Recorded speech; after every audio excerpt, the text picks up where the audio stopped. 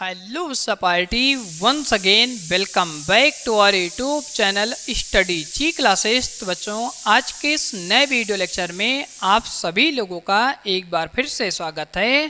तो बच्चों आज के इस नए वीडियो लेक्चर में यहाँ पर बच्चों हम स्टार्ट करने वाले हैं एक नया अध्याय, जिस अध्याय का नाम बच्चों यहाँ पे लिखा गया है अध्याय नंबर 3 वैद्युत चालन। इस अध्याय को बच्चों यहाँ पर हम इंग्लिश में कहते हैं करंट इलेक्ट्रिसिटी। तो बच्चों ये जो हमारा आज का अध्याय होने वाला है आप सभी लोगों के बोर्ड एग्जाम के लिए काफ़ी ज़्यादा इम्पॉर्टेंट अध्याय होने वाला है। तो इस अध्याय के अंदर बच्चों यहाँ पर हम सबसे पहले अध्ययन करने वाले हैं कि इस अध्याय का नाम बच्चों यहाँ पर वैद्युत चालन क्यों पड़ा है, और ये जो हमारा आज का अध्याय होने वाला है ये किसके आधार पर आधारित होने वाला है। तो इन सभी टॉपिकों के बारे में आज के इस वीडियो लेक्चर में आप सभी लोग को हर एक बेसिक पॉइंट, हर एक बेसिक कंसेप्ट के बारे में बिल्कुल जीरो लेवल से लेकर के एडवांस लेवल तक अच्छी तरह से बताने और समझाने वाले हैं। तो बच्चों अगर आप सभी लोग को आज की वीडियो पसंद आती है तो इस वीडियो को लाइक, शेयर और सब्सक्राइब ज़रूर करिएगा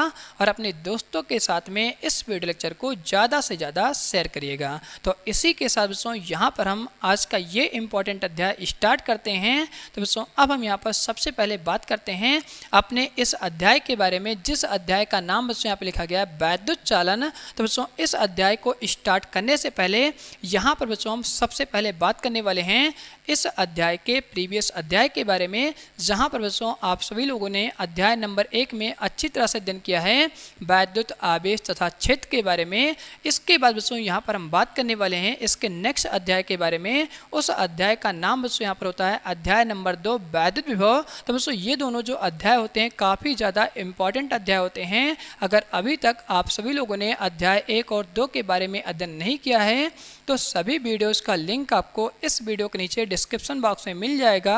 आप सभी लोग जाकर के अच्छी तरह से हर एक प्रीवियस अध्याय के बारे में अच्छी तरह से अध्ययन कर सकते हैं। तो बच्चों अब हम यहाँ पर सबसे पहले बात करने वाले हैं अपने इस अध्याय के बारे में। तो इस अध्याय का नाम बच्चों यहाँ पे शुरू होता है वैद्युत चालन से। तो बच्चों यहाँ पर आप सभी लोग अच्छी तरह जानते हैं कि अगर किसी भी नाम के आगे पीछे यहाँ पर वैद्युत शब्द जुड़ा हुआ है तो उस अध्याय की शुरुआत बच्चों यहाँ पर हम आवेश के साथ में करने वाले हैं। तो बच्चों यहाँ पर हम सबसे पहले अध्ययन करने वाले हैं वैद्युत आवेश के बारे में। उसके बाद बच्चों यहाँ पर हम आपको अच्छी तरह समझाने वाले हैं कि इस अध्याय का नाम वैद्युत चालन यहाँ पर क्यों रखा गया है। तो बच्चों यहाँ पर आप सभी लोग अच्छी तरह जानते हैं कि आवेश के बारे में आप सभी लोग को सबसे पहले यहाँ पर जानकारी दी गई है अध्याय नंबर 1 में। तो बच्चों यहाँ पर आप सभी लोग अच्छी तरह जानते हैं कि अध्याय नंबर 1 में जो हमारा आवेश होता है प्लस का क्यू आवेश और माइनस का क्यू आवेश ये बच्चों विरामा अवस्था में होता है, क्योंकि उस अध्याय में आप सभी लोग को सबसे पहले यही जानकारी दी गई थी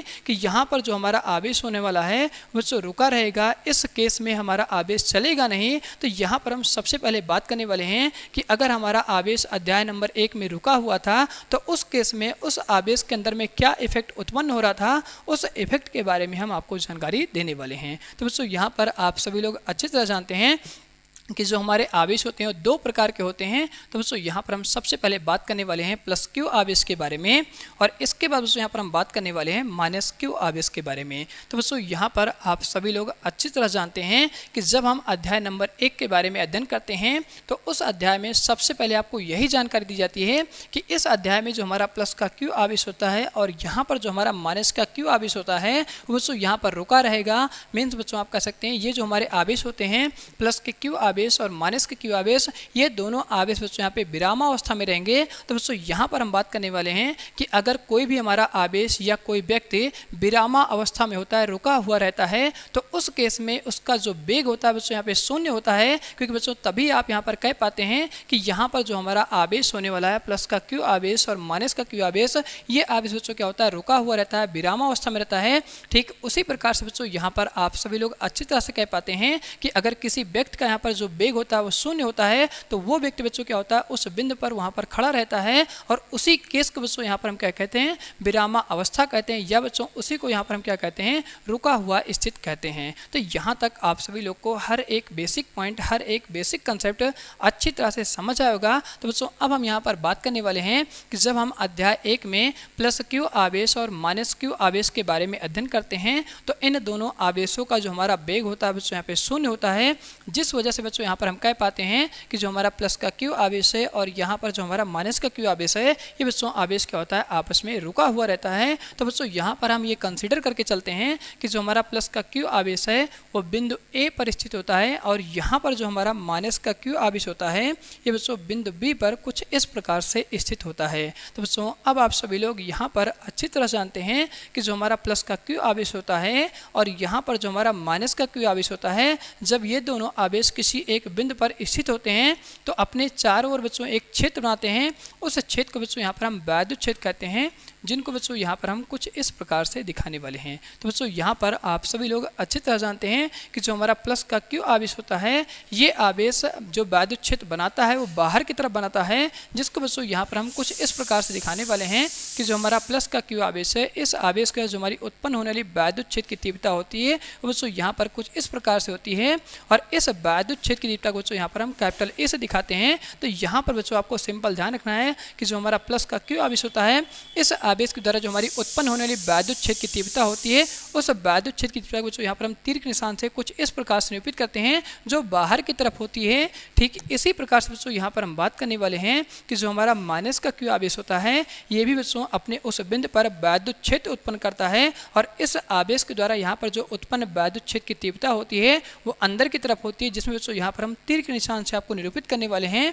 तो यहाँ पर बच्चों आप सभी लोग अच्छी तरह से जानते हैं कि ये बच्चों हमारे क्या होता है, वैद्युत क्षेत्र की तीव्रता होती है माइनस क्यू आवेश कारण। तो इस आवेश कारण जो हमारी उत्पन्न होने वाली वैद्युत क्षेत्र की तीव्रता होती है, इसकी जो बच्चों यहाँ पर तीव्रता होती है वो अंदर की तरफ होती है, जिनको बच्चों यहाँ पर हम तीर के निशान से कुछ इस प्रकार से दिखाने वाले हैं। तो बच्चों ये हमारी क्या होती है, वैद्युत क्षेत्र की तीव्रता होती है प्लस आवेश और माइनस आवेश कारण। और इस केस में बच्चों आप सभी लोग यहाँ पर कहते हैं जब ये दोनों आवेश हमारे क्या करते हैं, वैद्युत क्षेत्र की तीव्रता को उत्पन्न करते हैं, तब उस केस में चाहे हमारा प्लस का क्यू आवेश हो और चाहे हमारा माइनस का क्यू आवेश हो, इन आवेशों का जो हमारा वेग होता है वो शून्य होता है। जब वेग शून्य होगा तब प्लस का क्यू आवेश और माइनस का क्यू आवेश किसी एक बिंदु पर फिक्स रहेगा और उस केस बच्चों ये अपने चारों ओर एक वैद्युत क्षेत्र उत्पन्न करेगा। जहां पर बच्चों आप सभी लोग यहाँ पर अच्छी तरह देख पा रहे हैं कि प्लस आवेश है तो वैद्युत क्षेत्र की तीव्रता बाहर की तरफ होती है, जिन बच्चों हम तीर का निशान यहाँ पर कुछ इस प्रकार से दिखाते हैं।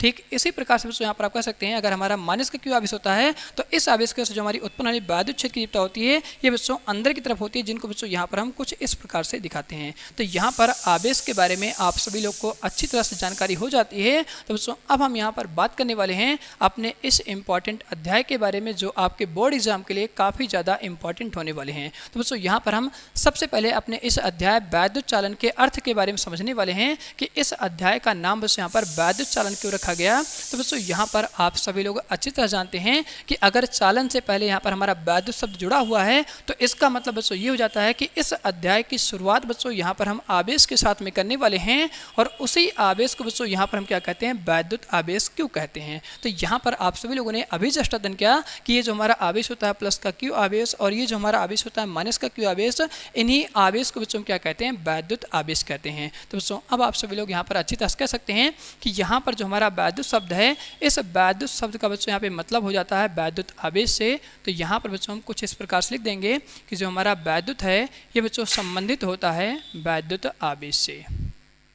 और इस वैद्युत आवेश को बच्चों यहाँ पर हम कैपिटल क्यू से निरूपित करने वाले हैं, क्योंकि यहाँ पर आप सभी लोग अच्छी तरह जानते हैं कि आवेश को बच्चों यहाँ पर हम कैपिटल क्यू या बच्चों हम क्या करते हैं, स्मॉल क्यू से निरूपित करते हैं।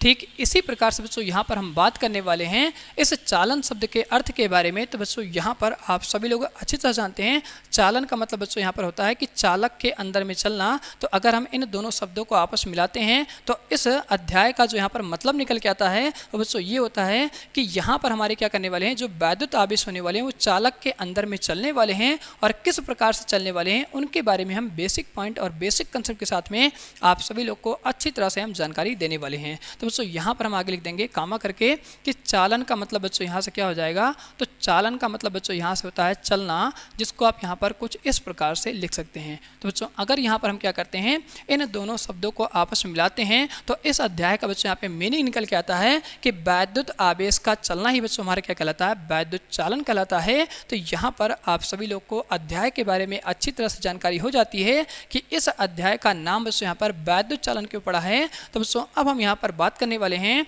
कि इस अध्याय के अंदर में जो हमारा आवेश होता है क्यों, ये बच्चों यहाँ पर किस प्रकार से चलने वाला है। तो बच्चों यहाँ पर हम सबसे पहले बात करने वाले हैं इस आवेश क्यू के बारे में, क्योंकि बच्चों अब आप सभी लोग का यहाँ पर क्वेश्चन उठेगा कि इस केस में जो हमारा वेग होगा वो शून्य नहीं होगा, क्योंकि आप सभी लोग अच्छी तरह जानते हैं अगर हमारा आवेश चलेगा तो इसके बच्चों यहाँ पर गति होगी, और गति किस प्रकार से होगी उसके बारे में हम बात करने वाले हैं। क्योंकि बच्चों आप सभी लोगों ने अभी जस्ट यहाँ पर अध्ययन किया, जब वेग का मान शून्य होगा तब उस केस में जो हमारा प्लस का क्यू आवेश हो चाहे माइनस क्यू आवेश हो वो आपस में एक बिंदु पर फिक्स होता है, और जब फिक्स होता है तो वैद्युत क्षेत्र यहाँ पर उत्पन्न करता है। ठीक उसी प्रकार से बच्चों यहाँ पर हम बात करने वाले हैं कि जब ये हमारा प्लस का क्यू आवेश गति करना शुरू करेगा तो यहाँ पर बच्चों ये दो प्रकार से गति करेगा। तो बात करने वाले हैं हम पहले प्रकार के गति के बारे में, और इसके बाद यहाँ पर हम बात करने वाले हैं दूसरे प्रकार के गति के बारे में। तो बच्चों यहाँ पर हम सबसे पहले लिख देंगे कि ये जो हमारा आवेश है बच्चों यहाँ पर क्या करेगा, गति करना शुरू करेगा। इसी गति को बच्चों हम क्या कहते हैं, चाल कहते हैं। तो बच्चों यहाँ पर आप सभी लोग अच्छी तरह जानते हैं कि जो हमारे गति होते हैं वो दो प्रकार के होते हैं। पहला जो बच्चों यहाँ पर हमारी गति होती है उसको बच्चों हम कहते हैं यहाँ से एक समान गति, एक समान गति। और यहाँ पर जो हमारी दूसरी प्रकार की गति होती है उसे बच्चों यहाँ पर हम कहते हैं असमान गति। तो इस गति के बारे में आप सभी लोग को अच्छी तरह से जानकारी होती है। एक समान गति बच्चों हमारी वो होती है जिसमें त्वरण का मान क्या होता है, शून्य होता है। उस गति को बच्चों यहाँ पर हम क्या कहते हैं, एक समान गति कहते हैं। जिसमें बच्चों यहाँ पर आप सभी लोग अच्छी तरह से कहते हैं कि इस गति के अंदर में जो भी व्यक्ति या जो भी हमारा आवेश चलता है वो नियत वेग से चलता है। अगर उसकी शुरुआती स्पीड बच्चों यहाँ पर 10 की है तो पूरे रास्ते में क्या करेगा, 10 की स्पीड से चलेगा। तो इस प्रकार की जो हमारी गति होती है उसे बच्चों हम क्या कहते हैं, एक समान गति कहते हैं। और यहाँ पर जो हमारी असमान गति होती है वो बच्चों इसी गति का यहाँ पर क्या होता है, जस्ट उल्टा होता है। तो इस गति के अंदर में बच्चों यहाँ पर जो व्यक्ति चलता है वो आपस में क्या करता है, अपनी स्पीड को बदलता रहता है। मीन्स यहाँ पर आप कह सकते हैं पहले बच्चों 10 की स्पीड चलेगा, उसके बाद 15 की स्पीड चलेगा, उसके बाद 20 की स्पीड चलेगा। तो यहाँ पर जो हमारी स्पीड है वो बार बार परिवर्तित हो रही है। तो इस प्रकार की जो हमारी गति होती है उसे बच्चों क्या कहते हैं, असमान गति कहते हैं। तो इस गति के अंदर में जो हमारे यहाँ पे त्वरण होता है, इस त्वरण का मान बच्चों यहाँ पर शून्य नहीं होता है। तो इस गति को बच्चों क्या कहते हैं, असमान गति कहते हैं। तो यहाँ तक आप सभी लोग को अच्छी तरह से जानकारी हो जाती है। तो बच्चों अब हम यहाँ पर बात करने वाले हैं कि ये जो हमारा आवेश होता है ये किसके अंदर में चलता है। तो बच्चों यहाँ पर आप सभी लोग अच्छी तरह जानते हैं कि ये जो हमारा आवेश होता है वो तार के अंदर में चलता है। उसी तार को बच्चों हम क्या कहते हैं, चालक कहते हैं। और यहाँ पर आप सभी लोग अच्छी तरह जानते हैं कि जो हमारा तार होता है ये कई प्रकार का आता है, जिसमें बच्चों आप सभी लोग यहाँ पर कह सकते हैं तार जो बच्चों हमारा होता है वो कांपर का भी होता है, गोल्ड का भी होता है और सिल्वर का होता है। तो इन्हीं को बच्चों क्या कहते हैं, चालक कहते हैं, जिसके अंदर बच्चों ये जो हमारा आवेश होता है कि वो ये चलना स्टार्ट करेगा। तो बच्चों अब हम यहाँ पर बात करने वाले हैं कि ये जो हमारा आवेश है वो किस प्रकार से चल रहा है। तो यहाँ पर हम सबसे पहले बात कर रहे हैं एक समान गति के बारे में, इसके बाद बच्चों हम बात करेंगे असमान गति के बारे में। तो बच्चों यहाँ पर आपको ध्यान रखना है, जब हमारा ये तार होगा और इस तार के अंदर में जब हमारा आवेश क्यों चलना स्टार्ट कर देगा तो बच्चों ये जो हमारा तार होगा ये बच्चों क्या बन जाएगा, यहाँ पर चालक बन जाएगा। और जब किसी चालक के अंदर में हमारा आवेश एक समान गति से चलता है तो उस चालक के अंदर बच्चों यहाँ पर क्या हो जाएगा, वैद्युत धारा उत्पन्न हो जाएगी। और यही जो हमारी उत्पन्न वैद्युत धारा होती है इसी को बच्चों क्या कहते हैं, वैद्युत चालन कहते हैं। तो यहाँ तक आपको ये कंसेप्ट अच्छी तरह समझ आएगा कि अगर हमारा आवेश तार के अंदर में चलता है, मीन्स चालक के अंदर में चलता है, तो उसके अंदर में जब ये एक समान गति से चलेगा तो उसके अंदर बच्चों क्या करेगा, धारा उत्पन्न करेगा। और वही जो हमारी उत्पन्न धारा होती है उसी को बच्चों क्या कहते हैं, वैद्युत धारा कहते हैं। तो बच्चों यहाँ पर आप कह सकते हैं कि चालक के अंदर में जो हमारी उत्पन्न होती है, जिसको बच्चों यहाँ पर हम कुछ इस प्रकार से लिखने वाले हैं, जो हमारी उत्पन्न होती है बच्चों हमारी क्या हो जाएगी, धारा होती है। और इस धारा को बच्चों यहाँ पर हम आई से दिखाते हैं, और इसी धारा को बच्चों हम क्या कहते हैं, यहाँ पर वैद्युत धारा कहते हैं, क्योंकि इस आवेश का नाम ही बच्चों यहाँ पर क्या था, वैद्युत आवेश था। तो यहाँ पर जो हमारी उत्पन्न धारा होगी उसी धारा को बच्चों क्या कहेंगे, वैद्युत धारा कहेंगे। और इस वैद्युत धारा को बच्चों यहाँ पर हम आई से या बच्चों आप कह सकते हैं कैपिटल आई से निरूपित करते हैं। तो बच्चों ये हमारा क्या होता है, इस अध्याय का परिचय होता है। तो बच्चों अब आपका यहाँ पर क्वेश्चन उठेगा, अगर यही आवेश बच्चों हमारा क्या होता है, चालक के अंदर में असमान गति से चलेगा तो वो क्या इफेक्ट उत्पन्न करेगा, उसके बारे में हम बात कर लेते हैं। तो दोस्तों अब हम यहाँ पर बात करते हैं कि अगर हमारा यही आवेश किसी भी चालक के अंदर में जब चलना शुरू करेगा तो उस केस में ये बच्चों क्या करता है, अपनी गति को परिवर्तित करता रहता है। तब उस केस में बच्चों ये जो हमारा आवेश होगा वो उस चालक के चारों तरफ बच्चों यहाँ पर एक क्षेत्र बनाएगा। उस क्षेत्र को बच्चों क्या कहेंगे, चुंबकीय क्षेत्र कहेंगे। और इस केस में जो हमारा आवेश होता है उसका बच्चों यहाँ पर जो वेग होता है वो परिवर्तित होता है। इट मीन्स आप यहाँ पर कह सकते हैं उस केस में त्वरण का मान यहाँ पर कुछ ना कुछ होगा, और जब त्वरण का मान होगा तो गति बच्चों क्या करेगी, आपस में परिवर्तित होगी। और जब गति परिवर्तित होगी तो उस केस में चालक के चारों तरफ बच्चों हमारा एक क्षेत्र बन जाएगा। उसी क्षेत्र को हम क्या कहेंगे, यहाँ पर चुंबकीय क्षेत्र कहेंगे। तो बच्चों यहाँ पर आप कह सकते हैं कि इस केस में जो हमारा क्षेत्र बनता है उसे बच्चों हम क्या कहते हैं, चुंबकीय क्षेत्र कहते हैं, जिनको बच्चों यहाँ पर हम चुंबकीय क्षेत्र कहते हैं, जिनको बच्चों यहाँ पर हम कैपिटल बी से निरूपित करते हैं। तो बच्चों इसके बारे में आप सभी लोग इस अध्याय के नेक्स्ट अध्याय के बारे में अध्ययन करने वाले हैं, जहाँ पर आपका जो अध्याय होने वाला है वो चुंबक से स्टार्ट होने वाला है। तो ये बेसिक पॉइंट या बेसिक इंट्रोडक्शन आप सभी लोग को अच्छी तरह से समझ आएगा। तो बच्चों अब हम यहाँ पर बात करने वाले हैं कि ये जो हमारा अध्याय नंबर 3 होता है वैद्युत चालन, ये बच्चों हमारा 2 पार्ट में डिवाइड होता है। तो सबसे पहले यहाँ पर हम बात कर लेते हैं पार्ट नंबर 1 के बारे में और पार्ट नंबर 2 के बारे में। तो बच्चों यहाँ से लिख देंगे वैद्युत चालन, और ये जो हमारा वैद्युत चालन का अध्याय है बच्चों 2 पार्ट में डिवाइड किया गया है। तो सबसे पहले बच्चों यहाँ पर हम बात करने वाले हैं पार्ट 1 के बारे में, और इसके बाद बच्चों यहाँ से हम बात करेंगे पार्ट 2 के बारे में। तो बच्चों यहाँ से भी देंगे पार्ट नंबर 2। अब बच्चों यहाँ पर आप सभी लोग को अच्छी तरह से अध्ययन करना है कि पार्ट 1 में बच्चों हम किसके बारे में अध्ययन करेंगे। तो पार्ट 1 में आप सभी लोग को धारा से संबंधित यहाँ पर ज्ञान दिया जाएगा, जहाँ पर आप सभी लोग को वैद्युत धारा के हर एक बेसिक पॉइंट, हर एक बेसिक कंसेप्ट के बारे में अच्छी तरह से बताया और समझाया जाएगा। तो इस पार्ट के अंदर में जो हमारा सबसे इंपॉर्टेंट टॉपिक होने वाला है वो बच्चों ओम का नियम होने वाला है, जिसके बारे में आप सभी लोगों ने क्लास 10th में अच्छी तरह से अध्ययन किया होगा। अगर अभी तक आप सभी लोगों ने ओम के नियम के बारे में अध्ययन नहीं किया है तो इसके बाद जब हम इस टॉपिक की शुरुआत करेंगे तो आप सभी लोग को ओम का नियम हर एक बेसिक पॉइंट, हर एक बेसिक कंसेप्ट साथ में एकदम लॉजिक के साथ में यहाँ पर हम क्लियर करने वाले हैं। तो दोस्तों यहाँ पर आपको सबसे पहले ध्यान रखना है कि पार्ट 1 में जो हमारा सबसे इंपॉर्टेंट टॉपिक होने वाला है वो दोस्तों यहाँ पर हमारा ओम का नियम होने वाला है, जिसके बारे में आप सभी लोग अच्छी तरह से अध्ययन करने वाले हैं। तो यहाँ पर बच्चों आप लिख सकते हैं ओम का नियम। इसी प्रकार से बच्चों हम बात करेंगे जब आप सभी लोग को वैद्युत चालन के हम पार्ट नंबर 2 के बारे में अध्ययन कराएंगे। तो यहाँ पर बच्चों जब आप सभी लोग अध्ययन करेंगे तो इसमें आप सभी लोग को वैद्युत सेल के बारे में अध्ययन कराया जाएगा, जहाँ पर बच्चों आप सभी लोग इसके अंदर में एक इंपॉर्टेंट टॉपिक के बारे में अध्ययन करेंगे। जैसे बच्चों यहाँ पर आप सभी लोग ओम के नियम के बारे में अध्ययन करेंगे, ठीक इसी प्रकार से बच्चों आप सभी लोग पार्ट नंबर 2 में किरचॉफ के नियम के बारे में अध्ययन करने वाले हैं, जो काफ़ी ज़्यादा इंपॉर्टेंट होने वाला है आपके बोर्ड एग्जाम के लिए। तो बच्चों यहाँ पर आपको ध्यान रखना है पार्ट नंबर 2 में जो हमारा सबसे इंपॉर्टेंट टॉपिक होता है वो किरचॉफ का नियम होता है, और ये नियम लगभग बच्चों को यहाँ पर समझ नहीं आता है। तो इस नियम को बच्चों यहाँ पर हम बहुत बेहतरीन तरीके से एकदम बेसिक पॉइंट्स लेकर के आप सभी लोग को अच्छी तरह से बताएंगे और समझाएंगे। इन दोनों नियम में आप सभी लोग को कोई समस्या और कोई दिक्कत नहीं होने वाली है। तो बच्चों मैं आशा करता हूँ कि आप सभी लोग को आज का ये वीडियो लेक्चर इंट्रोडक्शन का अच्छी तरह समझ आएगा कि इस चैप्टर की शुरुआत बच्चों यहाँ पर हम किस प्रकार से करने वाले हैं। तो यहाँ पर बच्चों हम क्या करते हैं, फटाफट एक बार रिमाइंड कर लेते हैं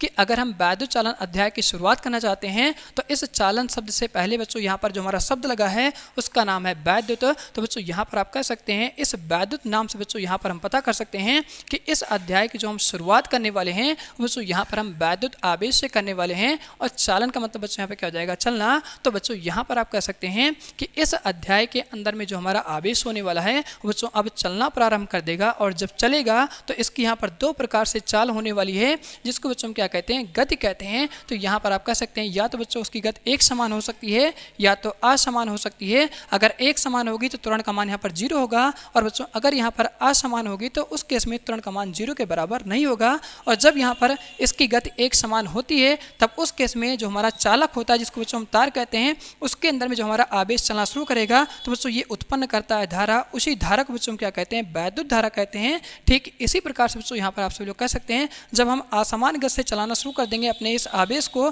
तब उस केस में उस तार के या आप कह सकते हैं उस चालक के चारों ओर एक हमारा क्षेत्र बनेगा। उस क्षेत्र को बच्चों हम क्या कहते हैं, चुंबकीय क्षेत्र कहते हैं, जिसको बच्चों यहाँ पर हम बी से दिखाते हैं, और धारा को बच्चों यहाँ पर हम क्या करते हैं, आई से दिखाते हैं। तो यहाँ तक बेसिक पॉइंट आपको अच्छी तरह समझ आएगा। और ये जो हमारा पार्ट होता है या आप कह सकते हैं अध्याय होता है वैद्युत चालन, ये 2 पार्ट में डिवाइड है, पार्ट 1 और पार्ट 2 में, जहाँ पर आप पार्ट 1 में सबसे इंपॉर्टेंट टॉपिक के बारे में अध्ययन करेंगे ओम ओम का नियम के बारे में, और दूसरे पार्ट बच्चों आप सभी लोग अध्ययन करेंगे किरचॉफ के नियम के बारे में। तो बच्चों ये हमारा क्या होता है, सबसे इंपॉर्टेंट टॉपिक होता है इस पूरे अध्याय का। अगर आप सभी लोग को आज की वीडियो पसंद आई हो तो इस वीडियो को लाइक, शेयर और सब्सक्राइब जरूर करिएगा, और अपने दोस्तों के साथ में इस वीडियो लेक्चर को ज़्यादा से ज़्यादा शेयर करिएगा। तो इसी के साथ बच्चों हम आज का वीडियो इसी पे एंड करते हैं। अब मिलते हैं आप सभी लोगों से बहुत जल्द नेक्स्ट वीडियो लेक्चर के साथ में।